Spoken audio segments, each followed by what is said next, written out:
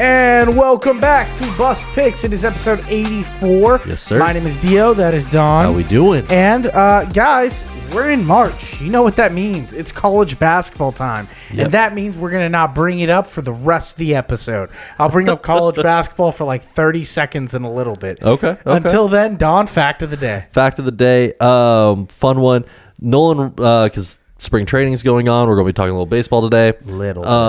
Nolan Ryan has struck out 7 father-son pairs in his professional career. Nolan Ryan? Nolan Ryan has struck out dad and son 7 times in his career. That's incredible. Yeah, he did it to both of the Bonds, Bobby and Barry, Ken Griffey Sr. and Jr., Maury Willis and Bump Willis, Sandy Allmeyer Sr. and Jr., Tito Francona and Terry Francona, Hal McRae and Brian McRae, and then Robert Schofield and Robert Schofield Jr. No joke. I think that's one of the most impressive facts I've heard in my life. That's his longevity in the league. That's insane. 7 different family members can now be like, yeah, that guy has our number. He has it. And the idea that I know the Griffey's overlapped pretty good. Well, reunion at a park. He could literally call 14 grown men up and go, "Yeah, I dusted all of you," and that's crazy. That's more than a starting lineup in baseball. That's insane. Shout out to that. The fact that almost all of those guys are Hall of Famers too. Yeah, I know. A lot of them are. I mean, Barry Bonds, dude. Like, it's crazy. Yeah, he struck out the steroid monster himself. Yeah, he is. No, late career Barry Bonds. Yeah. Oh, okay. Yeah, I will still hold my position, and I don't mind. Yankee. Barry Bonds should be in the Hall of Fame. We're going to talk a lot about baseball Even today. if you take away all the stats that he had for the steroid era, he still makes the Hall of Fame on just his pre-steroid stats. 100%. Yeah. Sammy Sosa doesn't, though. No, Sosa doesn't. Yeah. McGuire's 50-50. Because he just had too long of a steroid run. I think in about 30 years when they're all dead, then we'll talk about it. Yeah. Okay. Bust of the week. Bust of the week goes to the player or person that had the worst week, most laughable week in my eyes. Sure. To me, I kind of want to clown on specific people. Okay. And mine will be quick. It's about Miami of Ohio basketball. Have you heard of this story yet? The 30-win streak? Correct. So they have won 30 straight games, and right now with analytics, a lot of people are saying they still don't deserve to get into the March Madness tournament, which is That's crazy. 68 different college basketball teams. I think just by standards, I understand maybe they didn't play in the hardest conference as all these other teams. If you go undefeated, you should 100% get the opportunity to play in the tournament. I think it doesn't matter what conference you play, the teams in front of you. So now people are saying, well, what if they don't win their conference? Because now they have to win their conference or whatever. Even if they lose a game, they should still be able to get it. Yeah, 1 or 2 losses is fine. There's every other team in the country has 1 or 2 losses. Exactly. Like there's teams that are ranked with 6 losses right now. I'm fine if it's 1 or 2, they get in. If the one loss is just their conference final, even better. Because then it's like, okay, there's no way you could keep them out. Well, then they're like, well, then we have to put 2 MAC teams in, which is not usually who how cares? it works. Yeah, it's a lot. I guess ultimately they're trying to protect like a team that's on the bubble, a team really, really trying to fight to get in. A Wisconsin, but Wisconsin, Purdue, they normally get in. It's the 16 seed kind of like. This is more of like they're probably going to try to get like a 11 seed. Yeah, as they should with that kind of record floating in right now. But I'm saying, like, you can't find, like, 116 seed to rotate with a second MAC team is crazy. I just think these basketball because college basketball is so analytically driven. Like, everything's about Ken Pom and, efficiency ratings and all that. But I really do believe at the end of the day, when it comes down to college basketball, it really is, like, which group of kids are in the zone and which group of kids aren't. And that's about it. It's just how well you mesh. And a team that's gone 30-0 has proven to me enough that they mesh well enough to get here. They deserve to get in this tournament, and anyone that's arguing against it, kind of a loser in my eyes. Bust of the week. I don't disagree there. What's your bust of the week? For me, I'm going back and forth a little bit. We had a small conversation before we hit record today. Yeah. I'm going to narrow it down to just GMs not making moves when they should. It feels like the clumsiest, like, off season right now, especially like It does. Free agency signings and the taggings and all that stuff. The idea that we have an announcement for the Cardinals talking about Kyler Murray, it's like, hey, we're going to release him unless someone sends us an offer. Terrible. That. No one's going to send you an offer. They'd rather just wait a little bit and then deal with Kyler directly. It's like selling something at a store and being like, come buy this shirt. Right now it's full price, but we promise in 5 days it's free. Yeah. I'm not going to buy it. I'm not going to buy it now. Or I'm going to offer you something dumb. Like if I'm the GM of a team that, like, if I'm the Steelers, who I don't know if Rodgers is coming back, I need a quarterback, throw a 7th round. Hey, you're going to get nothing for him otherwise. I think they got those offers and they were still like, no, because Kyler ultimately gets to accept where he wants to go and play for it. And I think that was the biggest hang up. Apparently the teams that were offering were not the teams that are offering him in free agency. No, but you have that instance. You have the similar instance with the Bengals right now, letting Trey Hendricks walk for nothing. Yeah. After they went through an entire contract negotiation for where he was sitting out for 2 years. Last season goes to scrum with Burrow going down, and you don't move him or deal him for anything. Yeah, no assets. Nothing. And kind of waste another year of him. Look, he's 31. I think they got the best football out of him on the Bengals. You're telling me you couldn't look at one of the playoff teams who needed him and go get a 2nd-round pick? I think if there was teams offering, they would have accepted. I don't think there were a ton of teams offering from what it sounds like, because even the market for him in free agency isn't too hot. I thought the Colts were going to be a big team for Trey Hendrickson because they were always linked to him. Yeah. Same Lou Amarillo, same coordinator. It's coming out now. The money's not there. There's a real chance this guy signs for like 16. I don't see it. He's still one of the top defensive ends in the league. I don't think so. I think at he's 31, over 25 mil. Easy over 25 mil. We'll see. We'll see in 10 days. Yeah, and I'm going on to that more. I'll even throw the Ravens out there with Linderbaum. He's probably the 3rd biggest free agent. Easily right now. And like we knew the contract was coming up. We knew he was expecting a lot. Waited till now. We can't move him. Like there's just no time to move him. NHL's having a lot of those situations right now with the Nashville Predators, Toronto Maple Leafs, where it's like you knew you were going to be selling soon. Their trade deadline's coming now. It's Friday. Yeah, it's this Friday is their trade deadline, and the idea that no one's moved, and it's like that as a GM, you know when these contracts are due. You know when these deadlines are coming up.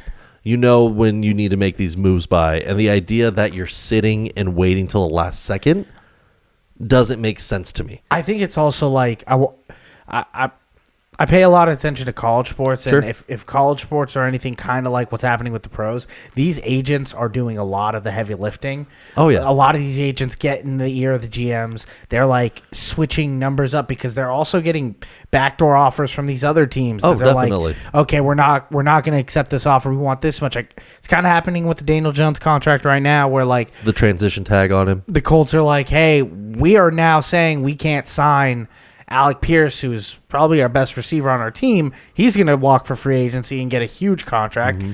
Good luck to him, because we might sign Daniel Jones, who a guy whose agent is telling him, look, you just tore your Achilles. You're still probably going to make $45 a year. Yeah. Like it's crazy what's happening this year. We're going to cover it all next week in terms of a little where bit more, everybody goes. Just wanted to bring it up considering the deadline coming up for the NHL. Yeah. All the deadlines will be hit for NFL free agency by then in terms of is anyone going to be re-signed or not. This is the weekend. By Monday, we're going to hear everyone signing their early contracts, which is Tyler Linderbaum. I think he's going to make $30 a year. Yeah. He might be the highest paid center of all time, is what it sounds like. Kenneth Walker might be a Kansas City Chief if everything is heading towards what we're hearing. Crazy that if that happens. Yeah, there's a lot of just stuff happening right now. The Cardinals cut James Conner and apparently are now looking towards Jeremiah Love with a 3rd overall pick, which is insane to say we're not having Kyler, we're rebuilding completely, let's start by drafting a running back. Okay, do your thing, Arizona. I'm very excited to talk next week, but for now, let's move into Hall of Famer of the week. Sure. For me, it's simple. You're gonna hate this segment. It's the Americans. Look, it's been a great 2 weeks, Don. I was just mine was U.S. hockey, so it's fine. Wait, what? No, that's impressive. What they've turned around and done. That was impressive. I don't like what you're doing here. I'm giving credit where credit is due. I think Hughes crazy. He got the high stick, lost the teeth, comes back in for the goal. I was telling you during the game, Hellebuck stood on his skull and brain. That dude, I know why you give it to Hughes. I know why you give him the game, like the MVP and everything. I think Hellebuck deserves it more than anybody personally. Me like and Don were on all-time vacation goalie. watching this game on my phone. Yes. From the hotel room. At 5 a.m, we were like half awake watching this. Just could not find it overseas. Yeah, it was hilarious. That game was so much fun, though. I think That was a great game. And then women's hockey coming big again, a second OT winner. Yeah, like it needs to, the credit needs to be there for both those organizations. it's an amazing moment. Hadn't won it in a very, very long time. The women's have. They won it 2 Olympics ago. Yeah. It's amazing. Canada played in a fantastic game. I would say they played better than the U.S. 90% of it. I think if that game isn't an OT where it's 3-on-3, I really do believe Canada wins that game. Don, I do have a question. Sure. Does McDavid not win important games? It seems like every team Connor McDavid is a part of, they can't get over that No, big because hump. he's had A 4-nation face-off? 4-nation, but even before that, the All-Star break U18s. trophy. LeBron has 16 of those then. I was gonna say I don't think the NBA is playing the same anger, the same like. There's guys nearly like fighting the 4 nations. Yeah, early LeBron though. Early LeBron, when the All-Star game actually mattered for the NBA. Before he did ruin it. He did ruin the All-Star break.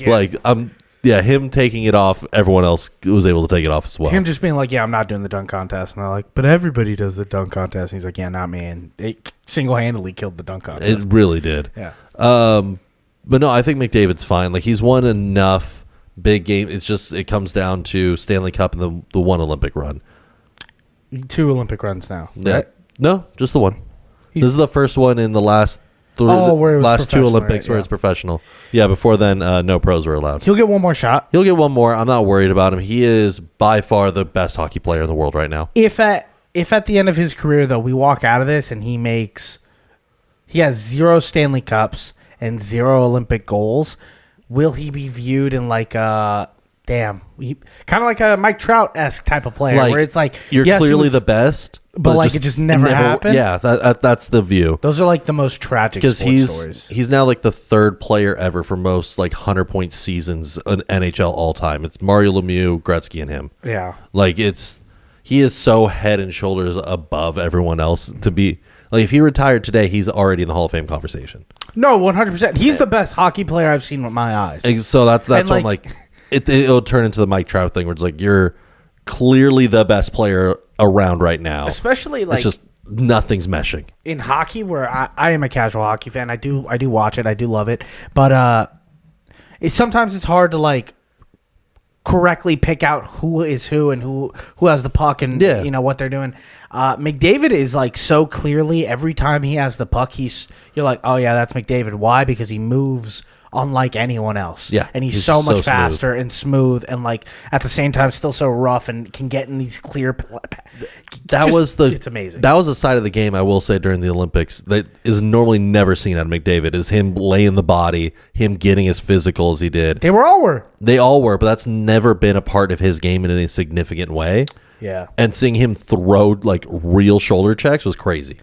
Don, let's get into our next topic. We're going to talk about the WWE Elimination Chamber that happened this weekend. Yes. I texted you that night, and I was like, hey, are you watching this? You're like, yeah, I watched it. Oh, I watched the whole thing.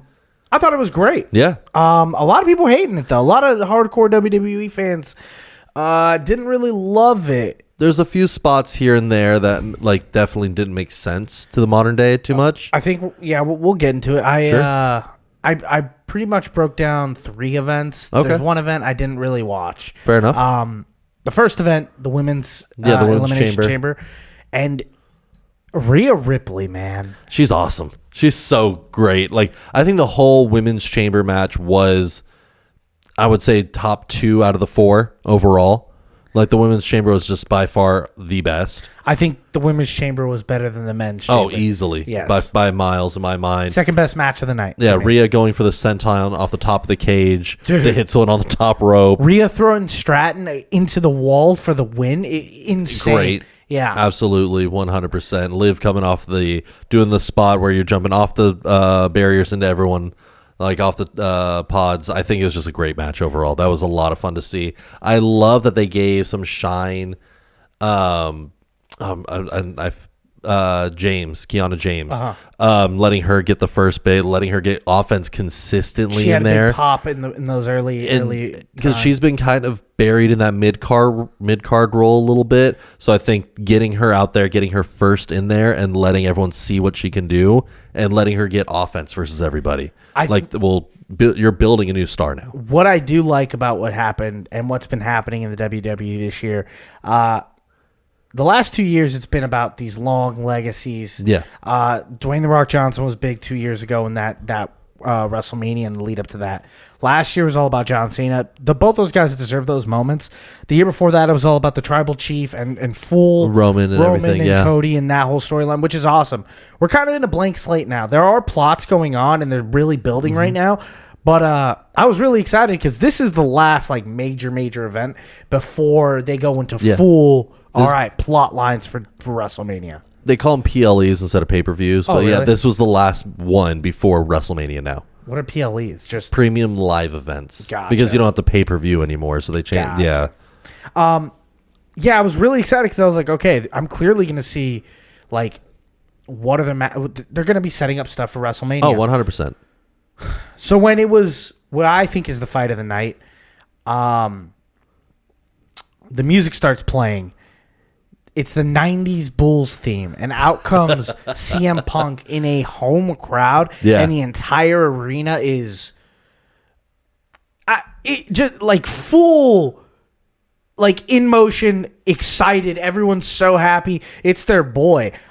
If you would have asked me in that moment if I thought CM Punk was going to get assassinated that game, I really did. I thought they were going to kill him off, take his belt, end his storyline right there in front of his entire home crowd. It just felt like the thing WWE was going to do. That's the Vince McMahon move. He's not around anymore. I'm so happy it didn't happen that way. Right? Giving him his moment. Yes.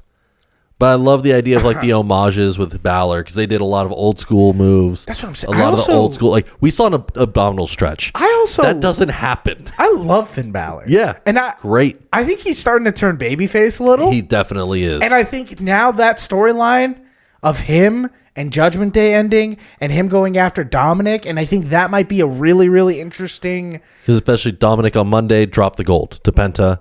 I didn't know that. Yeah, so Danhausen, we'll talk Danhausen's reveal a little bit. But yeah, so they're already setting up Judgment Day to implode right now. So I think that's what I think is going to happen. Yeah. I think Judgment Day is going to implode, and we're going to get a Dominic and Finn Balor matchup. It'll be awesome. I think Finn Balor is a superstar. 100%. I think his babyface turn is going to make him shoot into the strap. I'm buying all the Finn Balor stock. Also because I think CM Punk had one of the best wrestling matches of the night. No, easily. I think that was it was the women's chamber and them. Those were the top two. You could go either way if you like the multi-man or the singles more. Either way is amazing. I didn't really like the multi-man. The singles. I didn't love the singles match. The Elimination Chamber with the men, that's kind of the last thing I watched. So before that was the Becky AJ Lee one, which was a cool moment because that's CM Punk's wife. She won the belt off Becky. AJ Lee is, right? Yeah. So Becky's a legend. Yeah, Becky's a legend in her own right. And they used to have beef back in the day. Before Lee retired for a while, coming back more recently. I wasn't a big fan of the match. I was really bored, so I just skipped it. I don't blame you. It wasn't a bad match per se, but not to the caliber of these two legends and how they're trying to hype it up. And I think my biggest issue is AJ Lee's character work personally. When she was running the Divas division before they actually gave women a real belt and it was just the Divas, there wasn't a lot of women wrestlers who could be very technical, to the level that the men could. Yeah. And that was AJ Lee's character. She's undersized, wasn't really power, but extremely technical, could put you in submissions, could make you a pretzel. That was her entire character basically. Was cute pixie girl, but could ruin your joints. That doesn't match the modern era too much anymore because there's a bunch of women who do that. The game's passed her by. I think everyone has followed her and everyone is doing that now. So the idea of that's your entire character development, you fall into the background a little too much. Become stale. A little bit. You got to give her a big moment in a home crowd. Did she get that moment because of CM Punk? I think that's definitely part of it because she's coming back. They're setting up Seth Rollins and Becky Lynch versus CM Punk and AJ Lee, like a couple versus couple match, which is fun. Those are great matches. Yeah. I think like I didn't know Seth Rollins and Becky. Oh yeah, they've been married. Yeah, they have a kid. I didn't know that. Yeah, they've been married for a few years. So like, and those are going to be like they're all four certified Hall of Famers. So it's going to be a great no matter what. The storytelling is going to be awesome. I just want something more, and that match left me wanting more. So let's move on to the last match. Sure. It's the men's elimination chamber. Yeah. You're the wrestling expert here. Well, how do you feel like this went? Because I thought it was a mess, most of it. I do like how it ended. It seems like a lot of people online don't like how it ended. Where do you sit? So the first biggest one to me is like what kind of threw the match off was putting Logan Paul in. Like they were not last minute, right? Well, that was the storyline. Was Jey Uso got hurt? They had to throw somebody in. Paul was the guy. I don't think he was meant for that role.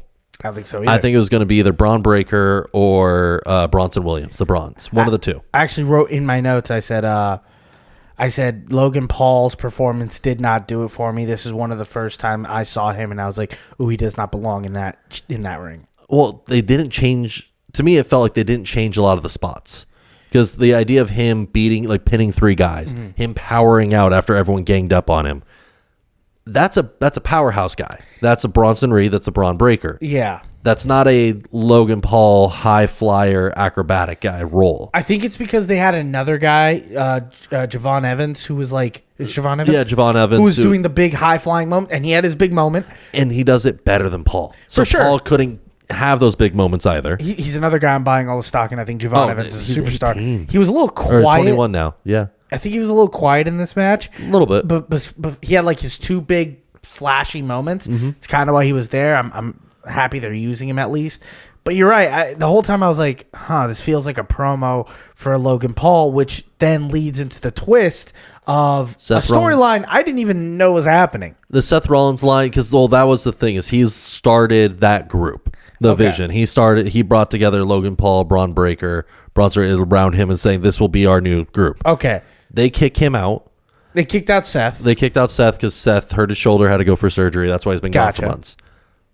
Bronson Reed and Braun Breaker have both gotten hurt in the last month. Like real life. Like real life. Like so it's just Logan. Yeah, Bronson Reed like tore his tricep like last week in the weight room. So that's why Paul took over that role, I think. I think that's on WWE for not changing any of the spots or the storytelling they're trying to do in the ring. Because if you're clearly pushing it for a big guy, and then you switch it out last minute because someone gets hurt. Understandable. All respect to Bronson. Like, please get well soon. He's a great wrestler. Absolutely love to see him back quickly. Logan Paul does not fit that same mold. No. And so he was doing moves and he was in like storytelling positions that don't match him at all. Yeah. I also felt like Cody Rhodes wasn't really doing him that many favors. No, probably not. And then he nearly hurt Trick Williams. I don't know if that was a real injury or not, but like where he dropped Williams right on his neck. Yeah. Williams looked like he was shaken up and actually hurt. I hope that it was just a spot. Like, I hope that I'm a mark, and I hope that it wasn't a real injury. I haven't seen an update on it yet, but that looks scary as hell. I didn't see that part. I did see out of nowhere there's this guy who's masked up in this arena. Yep. And then he comes around. Would you count this as a cheap shot? He hits Logan Paul in the back of the head, knocks him out, and then in a big moment he takes off his mask. It's revealed it's Seth Rollins, kind of setting up this a fatal four-way at WrestleMania, where I think it's going to be like Seth Rollins also doing a double match maybe with Logan, or I don't know. Well, so that was all the guys who've been running around with the masks on for the last week are all guys who train in Seth's gym. Like, so it's great to see them on TV, give them some rub. But I don't know how you're going to, like, okay, Seth is going to be 1 against 4, but right now it's only 2 because Theory's the only other guy who's healthy. Yeah, so I don't really know how they're going to match that up. There is a matchup we do know is going to happen. Yeah, so the big one right now is going to be, Drew McIntyre and Cody. Oh, I thought it was Drew McIntyre. Because later in that match, Drew McIntyre comes in, gets the Claymore on Cody. Yeah. They end up RKO on Drew. Cody gets up, Crossroads. They send Drew out, and then Randy RKO's Cody. Amazing moment. Amazing moment. I think that's where I was like, I'm back in. I was like, all right, let's go, Randy. It just felt like too much stop and start There was a lot of towards stuff the happening end. like that. It didn't feel like natural. No, But it didn't move smoothly at all. I thought now we know it's Drew versus it's Randy. Drew versus Randy it's whoever holds that belt versus Randy. Yeah. Come WrestleMania, most likely be Drew. Mm-hmm. My worry is they're going to make this a 3-way now. Put Cody into that for a 3-way match for the belt. It seems like they're just plugging him in, Cody, in every single storyline and trying to see where he fits. I don't feel like there's a natural area for him to be right now. Well, they couldn't. I think the argument was you can't have him main event WrestleMania for a third time. Why not? Like third year in a row. Oh yeah, I mean, because him versus Drew, that's been a good beef, but it doesn't match. Doesn't move the needle. Give it to Randy because like that was the whole storyline. Is Randy coming in had a shot at winning earlier in the year to go, but hesitated, didn't end up going hurting Cody because they're friends. This time he didn't hesitate, and he's going to WrestleMania. I think it's just they're trying to shoehorn too much into that one storyline right now. It's a lot right now. So I think. And you felt that at the end. It just felt too convoluted of an ending. Yeah, I did think at the end of the night, I was looking back at it and I was like, look, I enjoyed this. Mm-hmm.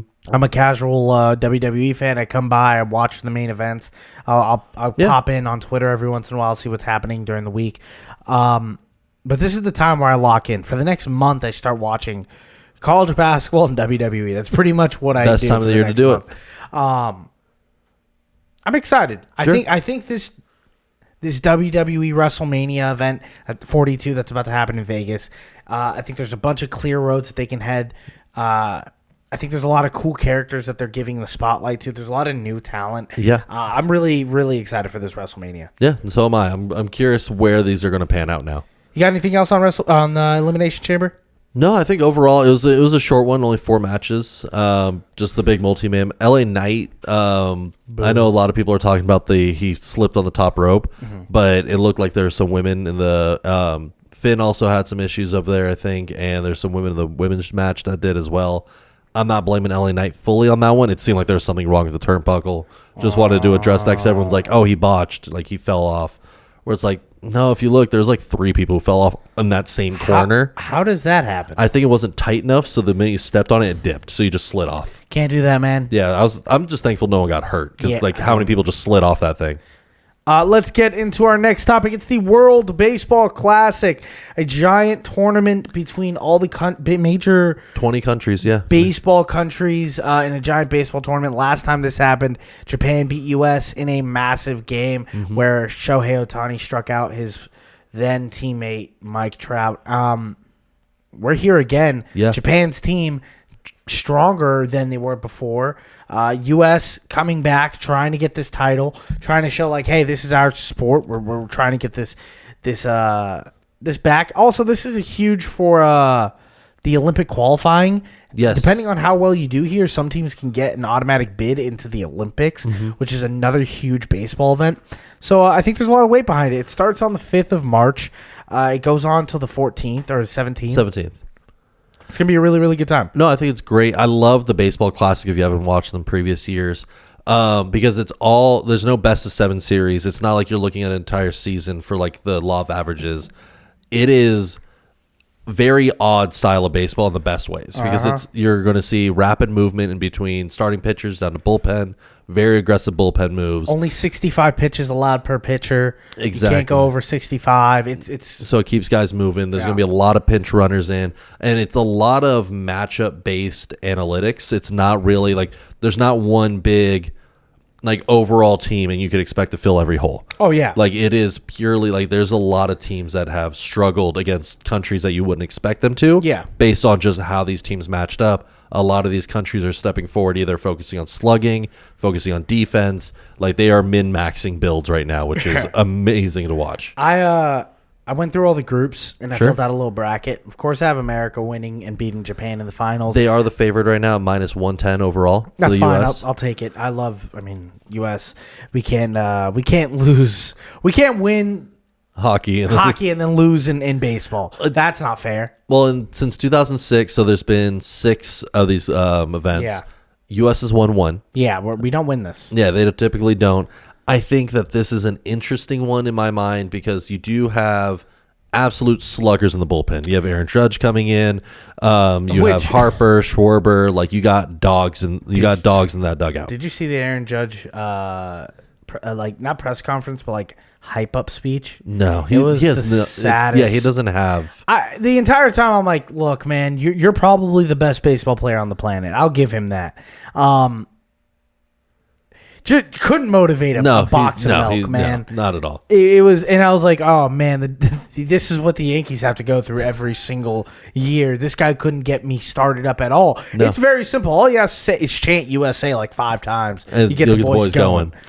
I think the interesting part for the U.S. is going to be their pitching because that's what struggled for them in the past. Skubal is going to be out there along with Logan Webb, which Logan Webb's good. He's great. He's a great player. This is a big moment to put on him. Interesting choice in my mind going after Nolan McLean, the rookie, to put him in this situation. He has very high upside, but that is a lot of pressure for a rookie to be pushed into this situation in my mind. 100%. But their bracket is... Oh, they're going to get out. They're minus like 700 to get out of their group. We got to beat Mexico. Like, that's really all we got to their group stage is very easy. Canada, I think, has another really good opportunity to win their group. I think all they have to do is beat Puerto Rico. And Cuba. But, like... Yeah, this is another one. Japan is the biggest odds-on favorite to get out of the group stage. Obviously, with Ohtani there, Yamamoto is going to be anchoring. Suzuki's going to be there. I think the South Korean team might have a little chance to get out of that bracket as well. It's going to be close. The Chinese team is apparently the team though to look out for because apparently they've just been waiting for this moment. It won't surprise me, but Japan is still like in their 20. I think it was 2023 is the last one.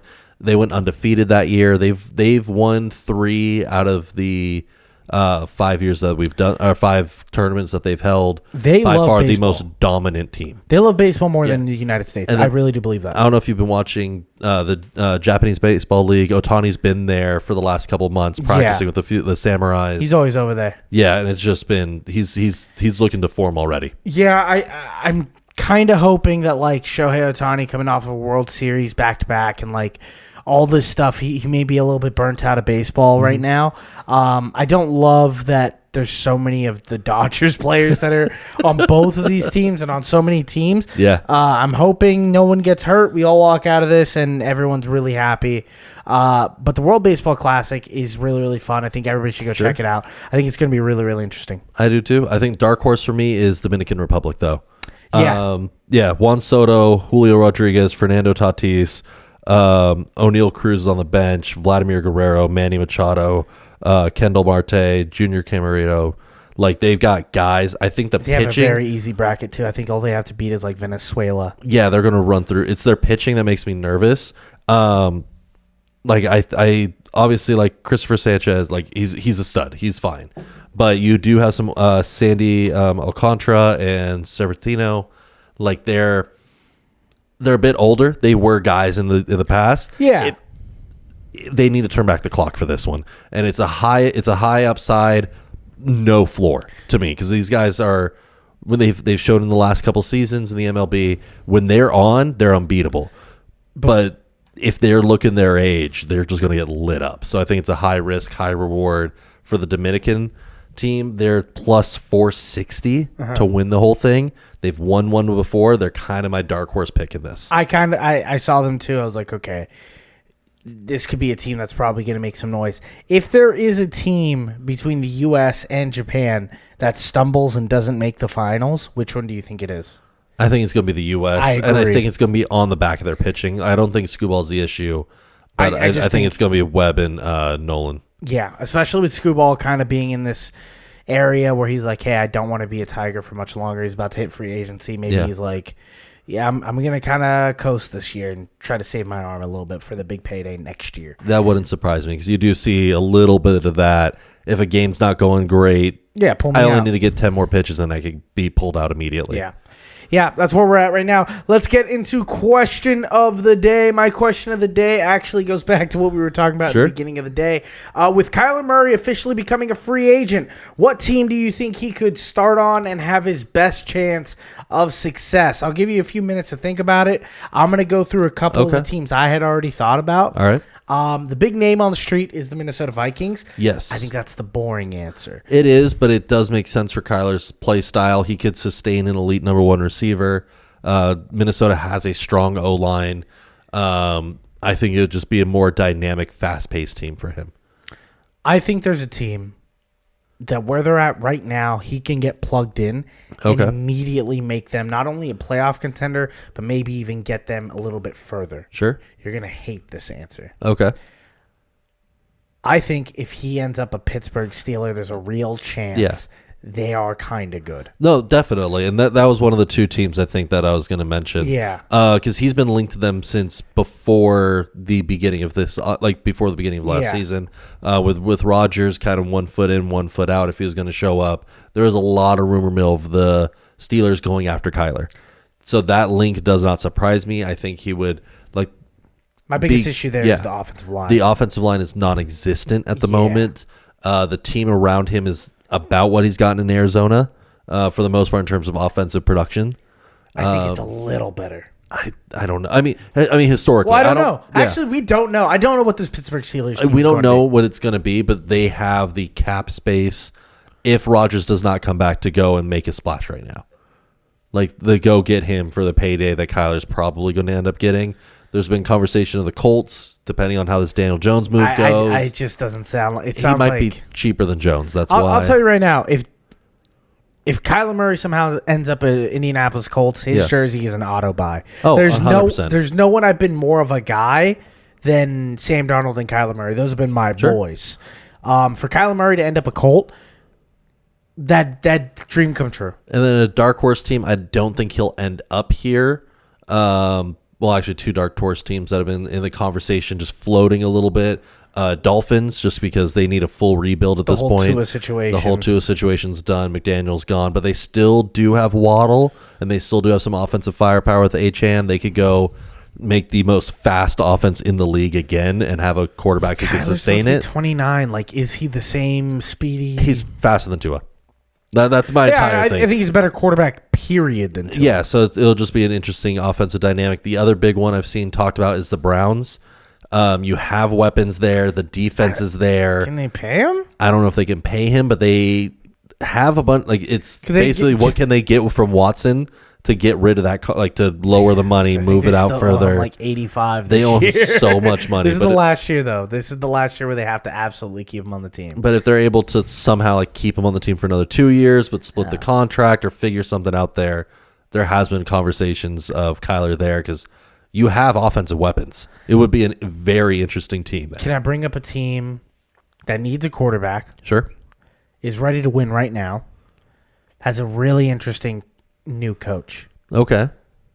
I think Kyler Murray in Atlanta might be the perfect fit for everyone. I think that'd be great. Stefanski running that offense. Yeah. It's efficient enough. It's the kind of offense that he can run where it's creative enough. There's clearly two-headed monster running game where he's not feeling like he has to run and make every single play. He has big-bodied receivers in Kyle Pitts and Drake London to go make the plays when he's not. When Kyler's kind of playing like bad Kyler, where everything's not exactly on point and everything's kind of sailing. Mm-hmm. Those two guys to go make those plays. And a defense that's kind of gotten better. They've turned it around over the last 3 years. They went from the league's worst pass rush to middling in the last couple of years, which is and getting better. Exactly. You've gone from 32nd to I think 18th. That's a big jump. And they have the cap space now. They just cut Kirk Cousins. Yeah. The only quarterback on the roster is Michael Penix, who's coming off in a pretty injury-riddled season again, and an injury to his third time on his knee.